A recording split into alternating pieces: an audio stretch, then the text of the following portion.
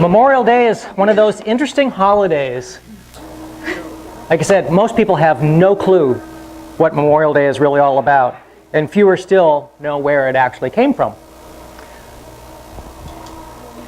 And the interesting thing is you hear different people doing different things, and I'm not here to glorify war.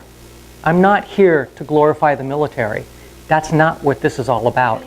What we are here is to thank the people that have served, and especially the ones that have given their lives. So what I'd like to do is for any of the people that are former service or current, I would like you to stand, tell us your name and what branch you were in. And maybe even during the time, what time period. That'd be interesting. I'm Dan McDonald. I was in twice. United States Air Force in the 1960s. Army Reserves 1990. Cool. Thank you.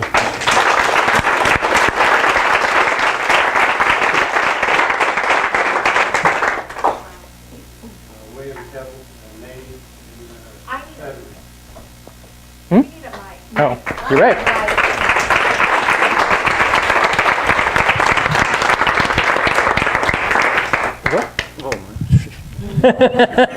John Anchors, Navy, 1985 to 91.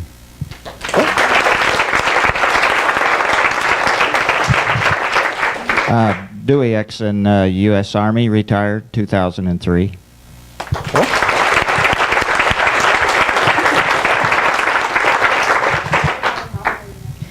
Kelly, U.S. Army, 2002 to 2005.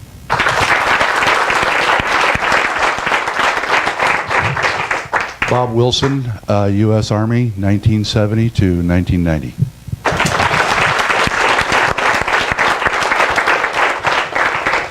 Joe Schmidt, Navy, 1970s.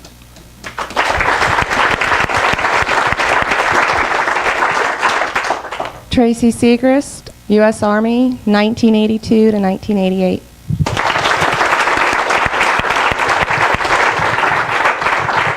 Darrell Morrison, U.S. Navy, 1971 to 75. It was all a blur. All a blur. One more. It's all a blur. I'm Ray Roach, USMC, 83 to 87. That's right.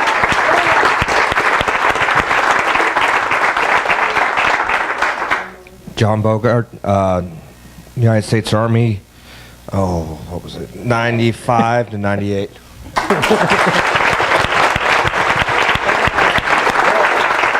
And Phil Lynch, U.S. Air Force, 71, after that in the Air Guard till 78, 79, some darn thing like that. So,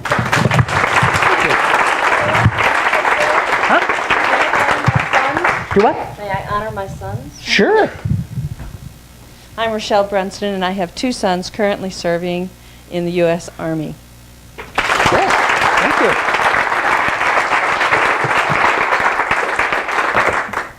So we're going to do another real quick song. I'm sure you'll recognize it. Go ahead.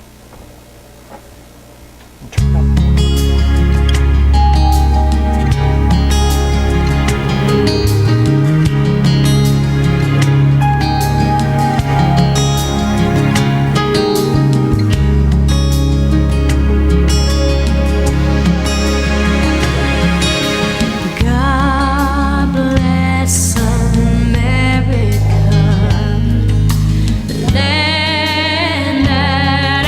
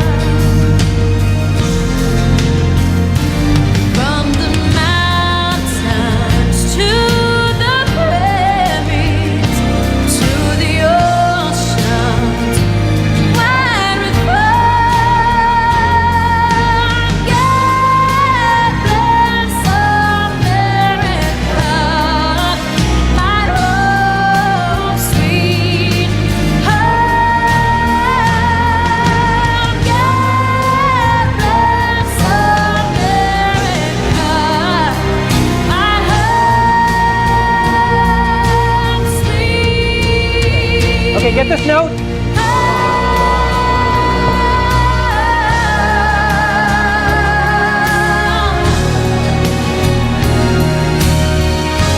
I get this note.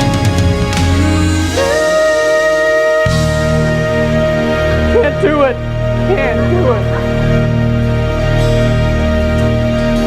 Thank you.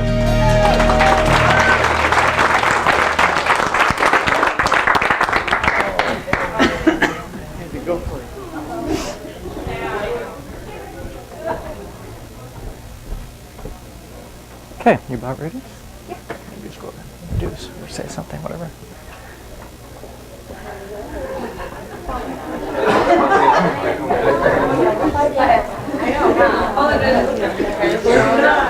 Now that is definitely the most conservative we will ever be.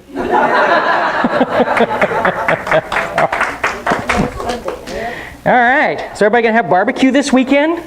Go do something.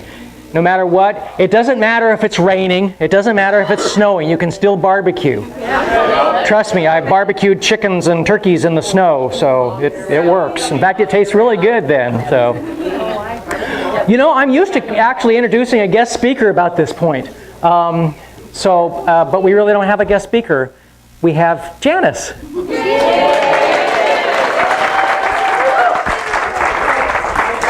Because I already told you about Christopher, and like I said, he's doing okay.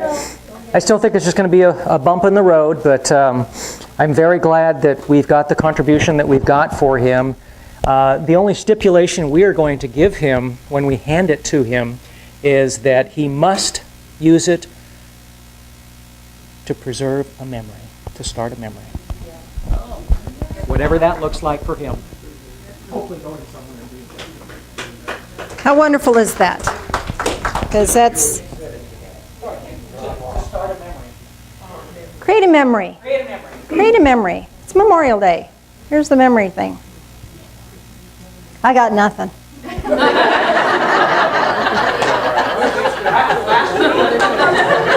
I got nothing. After zombies last week. We had fun with zombies last week. We did have fun with zombies last week. Who was here with zombies? We had zombies last week. Wasn't that fun? That was wonderful. That was a hoot. Yeah, top that. Was a hoot. Like I said, I got nothing. Your Honor. But what I'm being led to talk to you about right now is about memories and about, you know, the things that really matter the most in our lives when we get to that place where we are transitioning, making that journey from this physical form into that spiritual realm. What really matters the most isn't how much you've accumulated along the way, but it's the memories that you share with the people in your life. And I'm being drawn back to a story of one of our members who has moved away. He had some real difficult things in his childhood and real difficult things in his younger years. And his prayer was that he forget all that stuff. That he be able to just forget it and let it go. And he had a severe stroke. Didn't affect anything but took his memories. And he his ex-wife, who they had this bitterness between them, she visited him in the hospital. Oh, just move her over, she's fine. Visited her in the hospital. He visited her and she visited him in the hospital. Yeah, you get here early for a back row seat. I'm sorry. No, the first one's taken. And he said, well, she has the same last name as me, so I think we were married at one time. She seems like a nice enough lady. He had no memory of the bitterness. No memory of that bitterness. How wonderful to be able to choose what we remember and what we don't remember. How wonderful it can be when we can forgive and let it go. And just allow that to be what it is. And you know, here's the thing, is that often we judge a memory. We judge an experience. What's so funny? Tell me. Yes? I had a dream last night where my partner wrecked our new car. So say again. I had a dream last night where my partner wrecked our brand new car, and I was so angry. They got out of the car, started running, and I had somebody help me corner them, and I proceeded just to pound on them severely. And May told me, well, today you're here to learn to let go.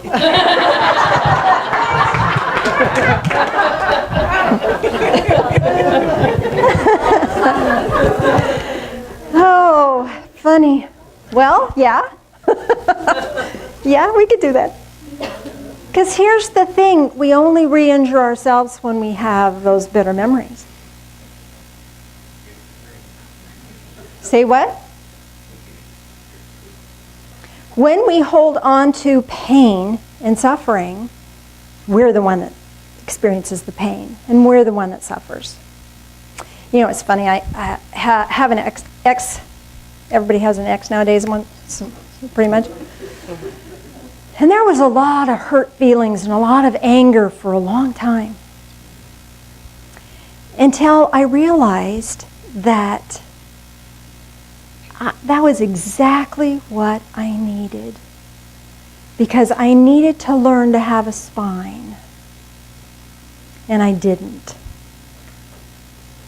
And once I learned to stand up for myself, it wasn't until in the divorce court that I learned to stand up for myself. And then I was like, well, what the heck? That's okay, I can do that. It was hard. It was really hard. And then my son had kind of a difficult childhood. He kind of had his own issues and a lot of struggle, a lot of difficulty with that. And I realized I didn't learn from the first thing, so I got my son to help me get a spine. You know, we talked about Mother's Day a couple of weeks ago, how moms have to do hard stuff. Moms have to say, no, you're not doing that. Because moms create a moral compass for us. Moms help us create the pattern by which we live our lives. Moms do that. Dads do that too. But moms do that. Moms do that by creating boundaries and limitations. And sometimes that's really hard when the people in our lives push them every day. But without being pushed, it's real easy to let it be what it is. If I hadn't had somebody push my boundaries, I wouldn't have clear, safe boundaries today. The who I am would get intertwined and mixed with the people in my life, and I didn't have a me. I had this amorphous experience, amorphous expression of somebody else's personality. Because I didn't know who I was. Did a counseling session earlier this week, and the person, I asked them, well, you know, if you could have, do, or be anything, what would it be? I don't know. They are so fixated on their role of wife and mother that they don't know who they are. We forget who we are. We forget our own soul. We forget our own journey because we're busy trying to make the world a better place for other people. That's fine. We get to do that. That's what love and service is all about. But the same side of that coin is taking care of ourselves and recognizing our value and who we are and what we came here to do. I've been really focusing a lot lately on the fact that each of us has a destiny. Each of us has a purpose. And the wonderful thing is, you don't have to know what it is. Thank God. You know, if somebody had told me 15 years ago that my purpose would be what it is, what I'm doing now that I love, I'd have thought they were nuts. Because where I come from, I couldn't imagine it. My come from was an insignificant person that I only had value when I was doing something to make everybody else's world okay. And it took me a long time to transfer out of that and be able to be the person that I am, and being the person I am can empower you to be who you are. Because who you are is just exactly who you need to be right now. How fun is that? No stress, no sweat. But what keeps us back the most is memories. Memories of what could have been, what should have been, how it could have been. Memories of an injustice. Expectations. Those hold us back because they define us, or allow ourselves to define who we are, rather than allowing our spirit, our divine self, to define who we are. So who are you? Do you know who you are? And the cool thing is you don't have to. What's important is to be willing to discover who you are. Being willing to be open to who you might become. And knowing that the next right thing is going to present itself to you, and you get to do that. And when that next right thing happens, then the next right thing after that will present itself. And pretty soon you're down the path doing something that you never imagined yourself doing. And yet when you get there, exactly, Mr. Phil's in the background here, of course. When you get there, it's like, I have no clue how I got here. I'm glad I got here, but I have no clue. I think we expect ourselves, back to that expectation thing, we expect ourselves to have a pattern. Well, I came on this earth to do blah, blah, blah. Good luck with that. If you got it, good for you. Let us all know how you did that, because you're an anomaly. Most of us are just stumbling along, struggling along, doing the best we can. And then a door will open. Huh, Scott? One act of generosity opened a whole nother world of experiences for Scott. Remember, Scott made the little beaded bracelets that communicate the life path of Jesus. What do you call those? Story beads? Story love bracelets. And they took off. He donated them, and the whole experience took off. People want more of them, want to have a workshop so they can make their own. It was like, I never imagined myself doing that. So it's just when we do the next right thing, what's in our heart to do, doors open. If doors are closed for you, look at the next right thing. Ask to be shown what the next right thing is. You don't have to know what it is. You don't have to have some master grand plan. Because guess what? If you do, it probably won't work anyway. Bear's favorite saying is, if you want to make God laugh, tell him your plan.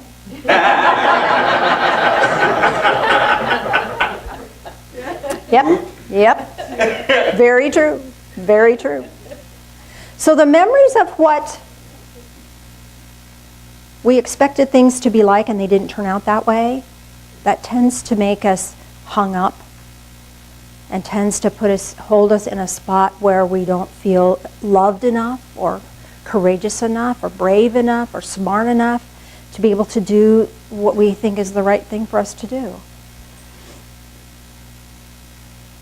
So how do we release a memory? How do we release a memory? I'm not asking you to release a memory. What I'd like to ask you to do is release an energetic attachment to a memory.